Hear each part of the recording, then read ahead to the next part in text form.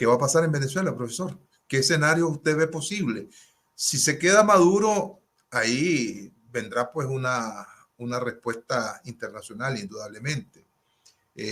No solamente internacional, también el pueblo puede irse a la huelga generalizada, por ejemplo. Todo lo que ocurre en Venezuela va a repercutir en Nicaragua y en Cuba. ¿Cómo ve usted el escenario para Venezuela ya en los próximos 15 días? El escenario que yo veo es el de la movilización ciudadana. Si se produce una movilización ciudadana el día de la juramentación del nuevo presidente de Venezuela, donde esa movilización ciudadana en todas las ciudades de Venezuela se oriente a reconocer a Edmundo González, probablemente ahí el ejército tendrá que definir la situación. Creo que es el problema, porque aquí tenemos fuerzas importantes en Venezuela. El grupo de Maduro, por un lado, el grupo de Diosdado Cabello, que es el militar más importante que hay ahí fuera del ejército, dentro del Estado, dentro de la Asamblea Nacional. Es un militar, viene de la época de Chávez, del 92, y en ese sentido es el grupo más radical. Siendo militar, puede encontrar que Maduro es un hombre débil y que podría dar un autogolpe, un golpe él a Maduro, digamos, para sostener él la situación. Esa podría ser una situación. Y suponiendo que el ejército no intervenga, ¿verdad?, en el control del Estado, una lucha interna que, digamos, Diosdado se le enfrente a Maduro, lo saque y ejerza el control por la fuerza de una manera más brutal, o el ejército que termine imponiéndose frente a Diosdado y frente a Maduro en esos dos, en ese conflicto. Si el ejército no interviene y tampoco Diosdado Cabello frente a una situación de, digamos, de movilización popular, vamos a ver qué va a pasar ahí. Pero si hay una gran represión, eso va a ser peor, porque igualmente son personajes que ya están de alguna manera perseguidos internacionalmente y están acusados internacionalmente, de manera que en ese tanto pues no le va a quedar mucho a Maduro, más allá que reprimir más para poderse quedar ahí. Y si esa represión no le alcanza, va a tener que acudir o no acudir. El que va a tener que asumir el papel de la represión va a ser Diosdado, que tiene una parte del ejército por ser militar, mientras Maduro no tiene el control del militar. Es el jefe de Estado y por tanto jefe del ejército, pero es formal. Desde el punto de vista real, ese poder lo tienen el general Padrino, que es el que dirige el ejército, que ha sido ratificado 11 veces en estos últimos 10 años, y Diosdado Cabello, que sí tiene una pugna muy importante dentro de las esferas de gobierno en este momento, porque siente que Maduro sí está debilitado, no está bien reconocido internacionalmente, que va a seguir sin reconocimiento internacional, y de alguna manera un golpe contra Maduro puede refrescar, entre comillas, la imagen del nuevo gobierno encabezada por Diosdado, si fuera aún en ese extremo, ¿verdad? Porque el no reconocido es Maduro, pero Diosdado, en el momento en que le pueda dar un golpe a Maduro, perfectamente podría tener algún grado de reconocimiento contra Maduro y transitoriamente él. La otra parte, el otro escenario en Venezuela que se juega es el de las conversaciones políticas a alto nivel, que es el de buscarle una salida a los dictadores, es decir, que ellos tengan dos opciones. Una es que se queden en Venezuela fuera del poder, negociando un tránsito, una transición de poder, donde a ellos se les garantice que no se les va a perseguir, no se les va a enjuiciar, no se les va a hacer nada de eso. ¿Eso es posible? Sí es posible, porque en otros países se ha hecho. Y la otra, en esa misma dimensión, es sacarlos fuera de Venezuela al grupo que sea, al grupo de Maduro, o 200 personas que se vayan con Maduro, para poner una cifra cualquiera, que van a tener las mismas garantías en el extranjero, lo cual también se ha utilizado internacionalmente. Son los escenarios que están funcionando hoy. A esto habría que agregar ahora la presencia Trump en América Latina. Este es otro caso, porque en el caso Trump está claro que está contra la dictadura de Venezuela, y en el caso de Trump todavía más fuerte por la nominación, por por el nombramiento ya. Nombramiento del jefe del Departamento de Estado, que es como el ministro de Relaciones Exteriores, que es el senador Rubio, que es también antidictaduras y especialmente contra Nicaragua, Cuba y Venezuela. Y en ese sentido, eso va a marcar una pauta muy importante. Y ya metió Trump a uno de los generales de más mano dura para empezar a negociar las cosas de Venezuela. De manera que ahí va a haber algún quiebre de brazo o un doblez de piernas, alguna cosa se va a estar ahí negociando. Creo que el petróleo ya no es tan importante por lo que yo aprecio en la situación de la Chevron que había permitido Biden. No va a ser una cuestión que Trump vaya a sostener ahí. De pronto le quita la licencia a la Chevron para que siga explotando eso, porque Estados Unidos en este momento tiene capacidad con el autofracking, la explotación de petróleo interno, de producir millones de toneladas, de millones de barriles de petróleo. En este momento Venezuela está produciendo menos de 800,000 barriles cuando llegaba a producir 3.400.000. Y en este momento también Estados Unidos tiene una producción de más de 1,5 millones de barriles, de manera que ya no necesita el petróleo venezolano. Pero ni siquiera como reserva. La deuda externa que Venezuela ha venido adquiriendo con los chinos en particular, los chinos a la caída de Maduro van al menos pues si lo ven, van a ponerse sumamente nerviosos. ¿Usted cree que en esa alta esfera de la geopolítica Maduro pueda negociar con los chinos, con los rusos, el caso de Venezuela? La China para mí no está interesada hoy en el problema político. La China está interesada en el problema económico, en las relaciones económico-comerciales. Acaban de inaugurar el puerto más importante en todo el Pacífico, de América Latina, en Perú, con el cual van a empezar a mover todas las mercaderías desde allí, aun cuando Trump pusiera algunas trabas y lograra ponerle trabas al canal de Panamá para el comercio con China, que no es tampoco tan fácil. Pero desde Perú ahorita se está movilizando el grueso del comercio y de las relaciones comerciales de China con Sudamérica y con el resto del continente, si fuera así.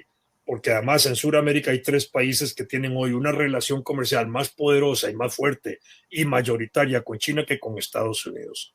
Entonces, ese es un elemento importante. China no está en este momento ni con Venezuela ni con Nicaragua en el negocio político de mantenerlos. Si tienen que cambiarse, se cambian y se mejorarán las relaciones económicas probablemente y las comerciales probablemente en una nueva avanzada China frente a un nuevo cambio de gobierno o lo que sea. Me parece que por ahí iría.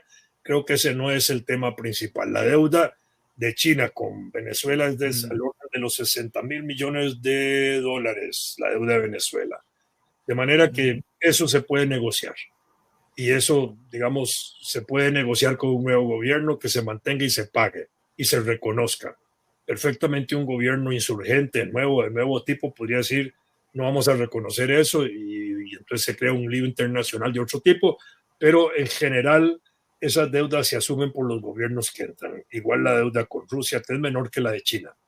Y Rusia en este momento no tiene, digamos, como preocupación fundamental, me parece a mí, a Venezuela cuando tiene el problema de Ucrania, cuando tiene el problema de Siria, cuando tiene el problema del Oriente Medio y el Medio Oriente ahí en el fondo, cuando tiene el problema de Gaza, cuando tiene el problema de Irán, que se le puede debilitar frente a la caída de Siria.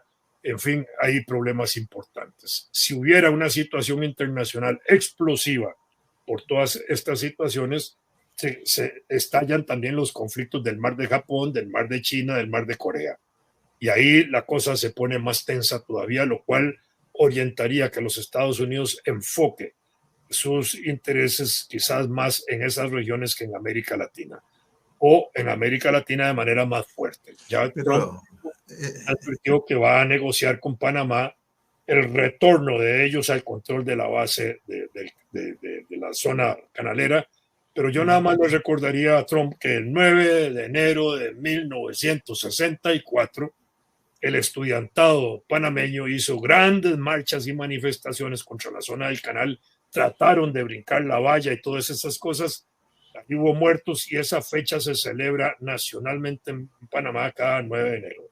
Era yo un estudiante de aquella época, del 9 de enero, y en esos días escribí un artículo sobre el 9 de enero de 1964. Estoy buscándolo entre mis archivos para reproducirlo en estos días. Usted en programas anteriores vaticinaba, bueno, había dicho que ya prácticamente estábamos en una guerra, la Tercera Guerra Mundial, no declarada, con la participación ahora en el escenario mundial del presidente Donald Trump, que ya es un hecho, pues, ¿verdad? Porque cuando usted decía eso estaba el proceso de las elecciones, no había ganado, etcétera. Pero ahora que Trump en sus discursos de campaña decía que en el menor tiempo posible no voy a utilizar pues el mismo esquema hiperbórico que hace el presidente Trump, pero digo, en el menor tiempo posible voy a resolver el conflicto Rusia-Ucrania, ¿verdad? Y voy a negociar con los chinos. También seguramente se va a acercar a su aliado natural en Oriente Próximo, que es Israel. ¿Qué puede hacer esa negociación de Trump? ¿Usted cree que distensione el ambiente mundial o va a avivarse esa lucha, es decir, esas expectativas de guerra que hay? Se puede negociar, digamos, Venezuela por Ucrania, para decirle un elemento muy gráfico. Algo parecido se hizo en Cuba en el año 63-64 con los misiles. Cuando Khrushchev, Kennedy. Sí, cuando Khrushchev negoció con Kennedy la sacada de unos misiles de Cuba y se eliminaron todos los misiles que habían alrededor de la frontera de la Unión Soviética en aquella época, ¿verdad? Que incluía Ucrania y otros países. Y eso se eliminó. ¿Es factible entonces que Trump, negociando con los rusos, diga, bueno, te vamos a dar Ucrania, salí de Venezuela o dame Venezuela? Es probable que así sea y busquen una salida por la fuerza de Venezuela. No creo que quiera meter el canal de Panamá, de lo cual Rusia no es el mayor favorecedor de ese canal, pero digamos, no tendría importancia eso, no está Panamá en juego. Lo que podría estar en Panamá en juego sería más Venezuela que Nicaragua. ¿Por qué Venezuela? Porque Venezuela sigue siendo una reserva mundial de petróleo y de gas. Y si se sale de eso y se llega a una nueva situación, ahí pueden entrar otra vez los rusos, pueden entrar los franceses. Bueno, ya hay en la explotación del Orinoco, ahí ya hay algunas, en la franja del Orinoco ya están ahí presentes algunas empresas, incluso la Chevron. Por ahora, Trump decía que estos debían salir de ahí. Bueno, y si los sacan y no les alimenta la licencia de explotación ahí, no tiene problema el petróleo, porque en este momento Estados Unidos no necesita ese petróleo. Eso es quizás lo que debemos entender. La producción petrolera de Estados Unidos es casi más del doble de lo que produce Venezuela. Okay. Y entonces ya no se necesita. Lo otro es Estados Unidos en sus sucesivos secretarios de Estado ha venido adelantando la tesis de que existe una troika en el continente americano que está formada por Cuba, Venezuela, Nicaragua. Trump va contra esta troika. ¿Por quién empezaría? Digamos, para Trump, Cuba es un divieso en el cuello, ¿verdad? Sigue siéndolo, porque Obama había establecido relaciones diplomáticas, se mantuvieron a un nivel débil, ya se habían establecido desde antes relaciones económicas desde mucho antes, pero comerciales abiertas. Obama establece las relaciones diplomáticas, incluso viaja a La Habana, echa un discurso en la Universidad de La Habana, etcétera, todas las cosas, y se afloja un poco la tensión sin que se elimine las leyes internas en Estados Unidos que regulaban el aislamiento de Cuba, el aislamiento internacional que Estados Unidos le impuso a Cuba y todas esas cosas. El bloqueo, sí. El bloqueo. Pero, sin embargo, se favoreció eso. Y viene después Trump y mete a marcha atrás en esa relación sin suspender las relaciones diplomáticas, pero las deja en nivel más bajo. Viene de nuevo Biden y mantiene la relación diplomática sin aumentarla. Viene ahora Trump y lo que va a mantener es el nivel bajo de la relación diplomática con Cuba. Yo no creo que Cuba le sea una amenaza para los Estados Unidos en este momento de ninguna manera, y que no se está jugando eso. La troika es quizás nada más un concepto táctico, estratégico de política internacional como para significar un triángulo, Cuba, Venezuela y Nicaragua, como sistemas más opuestos a los Estados Unidos, pero no como sistemas, sino como voces expresivas, el antiimperialismo, ese tipo de cosas. ¿Por qué? Porque Lula, Argentina en una época, Evo en otra época, Correa en otra época, tuvieron discursos de esa naturaleza y no constituían parte de esa proyección de Cuba sobre esos otros países. Aquí no, aquí lo que se trata es de mantener a Cuba como lo que ha justificado Estados Unidos siempre, como la razón de culpabilidad de movimientos antiimperialistas de izquierda, etcétera, en el continente, que no es cierto. Esos movimientos en cada país surgieron de manera independiente. En Cuba triunfaron de una manera. El Frente Sandinista triunfó de otra en el año 79. Y en esa época el Frente tenía un carácter más izquierdista. Sin embargo, no declaró una revolución socialista. No pudo hacerlo como sucedió en Cuba. Entonces tuvo que entrar en un proceso de transición democrático reformista importante, y tuvieron que entregar el poder en el 90 y todas esas cosas. Eso no sucedió en Cuba, no va a suceder de esa manera. En Venezuela no ha habido un proceso de declaración socialista. Eso es absurdo. Es decir, que se hable allá de revolución bolivariana y todas esas cosas funciona.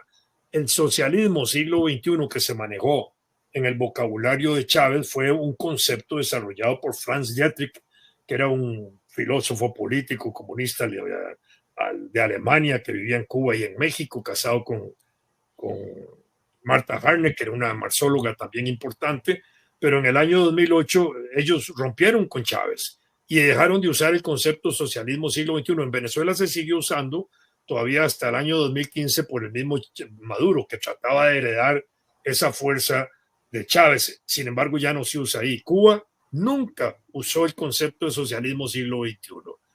Correa y Evo Maduro lo usaron, pero que cuando murió Chávez, volvieron a sus raíces fundamentales, la revolución ciudadana en Correa y la revolución multiétnica y pluricultural en Bolivia, y se acabó esa imagen del socialismo siglo XXI. El socialismo no está a la orden del día en América Latina.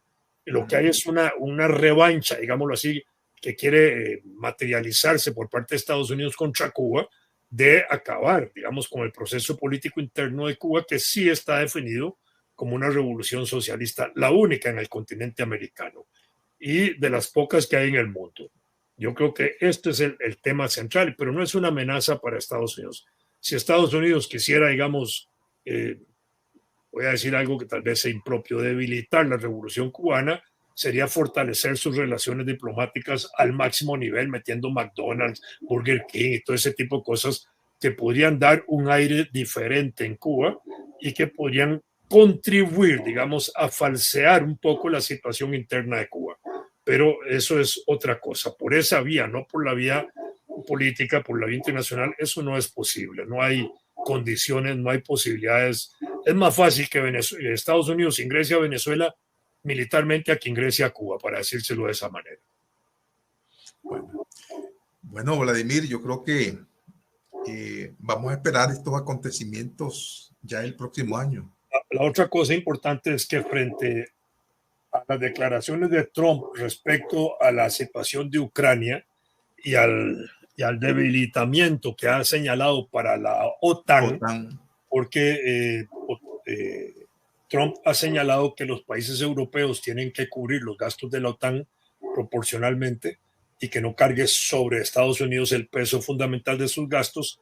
Ya el canciller alemán ayer o antier dio declaraciones muy importantes para toda la comunidad europea, señalando que el ascenso de Trump va a poner en reflexión las obligaciones de toda la comunidad europea frente a la OTAN, porque van a tener que asumir cada uno de ellos responsabilidades mayores en esos gastos y van a tener que empezar a redefinir también los compromisos de cada país frente a los actos que puedan resultar de las relaciones con Rusia. debido a que Rusia también tiene un elemento muy importante allí y recientemente se acaba de presentar un problema con el gas que venía de Rusia hacia Europa, donde Letonia o Estonia, uno de esos países, se opuso a que le metieran candados al gas. Y entonces ya creó un cisma ahí mismo en la OTAN y en la Comunidad Europea. Y eso ha puesto en relieve esas cosas, ¿verdad? De manera que ahí está eso. La Comunidad Europea, por otro lado, está rechazando a Maduro, ¿verdad? No rechazan a Daniel Ortega. No hay la situación de Nicaragua no ha llegado a esos niveles a la Comunidad Europea todavía. Tal vez el juicio que se ha iniciado ahora en Argentina contribuya a que en el escenario europeo, sobre todo después del editorial del País ayer, ¿verdad? Pueda conducir a que haya una reflexión más amplia de lo que está pasando en Nicaragua y algo de lo que está pasando en la justicia argentina con repercusión internacional pueda repercutir también a la Comunidad Europea. Muy bien, muchas gracias, Vladimir, por su tiempo, por sus reflexiones, por su análisis. Apoya al periodismo independiente. Suscríbete a nuestro canal de YouTube, La Mesa Redonda con Sergio Marín Cornavaca.